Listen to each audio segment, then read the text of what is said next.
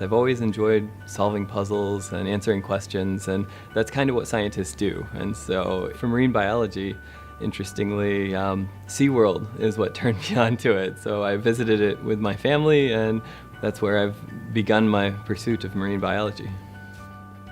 In our lab, we're focused on shark conservation. My thesis work is focused on the shark fin trade and what species are present as well as their abundance. There is a big shark fishing industry in the world, and 100 million sharks are caught every year, and they're mostly harvested for their shark fins, which is a delicacy in Asia. It can sell for up to $100 for a bowl of shark fin soup. So my work is to focus on trying to figure out which species we're taking too many of, so that way we can curtail that.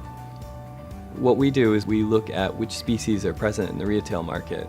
We do this in Hong Kong, where about 50% of all shark fins come through, and so we think it's a representative sample of the global fin trade.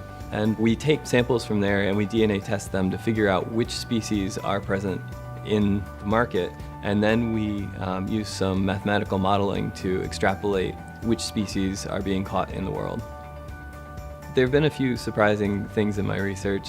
For one, there are some certain sharks in the shark fin trade that we didn't expect. One is a glyphis species, so this is an endangered river shark, which most people don't know that there are any sharks in the fresh water, but besides the bull shark, which can move between fresh and salt water, this is a species that lives primarily in fresh water.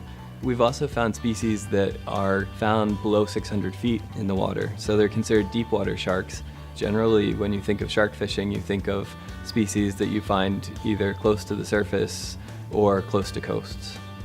At Stony Brook, I've had the privilege of being in Dr. Damien Chapman's lab, and I found that being in his lab, I've gotten a wide range of experiences that I think will help me. For instance, he actually took me down to Belize to talk to the fisheries department there.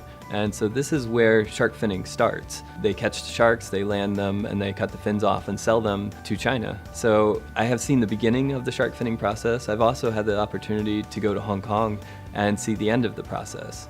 And so by talking to people on both ends and learning about both ends, I feel that I have a better grasp of the industry than I would if I just studied them from afar.